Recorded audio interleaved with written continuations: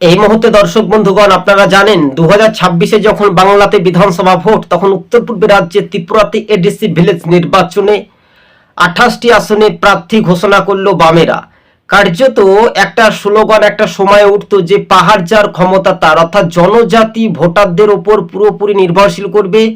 যা magic figure কি তীরশঙ্কু হবে, না বামেরাই কি এগিয়ে থাকবে, না মোথা দল, না বিজেপির জোট, এমনটাই কিন্তু কল্পনা, সব জল্পনা কল্পনার অবসান ঘটিয়ে অর্থাৎ যিনি বিরোধী দলনেতা জিতেন্দ্র চৌধুরী রাজ্যের সম্পাদক ত্রিপুরার, তারা কিন্তু রীতিমতো 28টি আসনেই তারা প্রার্থীর নাম ঘোষণা করেছে।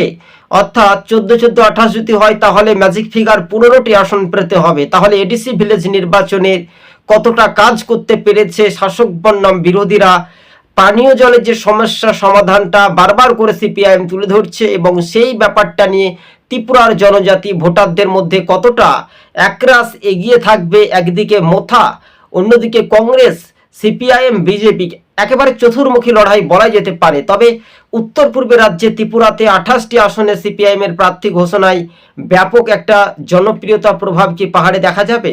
এটাই শুধু সময়ের অপেক্ষা। সবুজ বঙ্গ নিউজ চ্যানেলটি ভালো লাগলে শেয়ার করে পাশে থাকবেন। ধন্যবাদ দর্শক।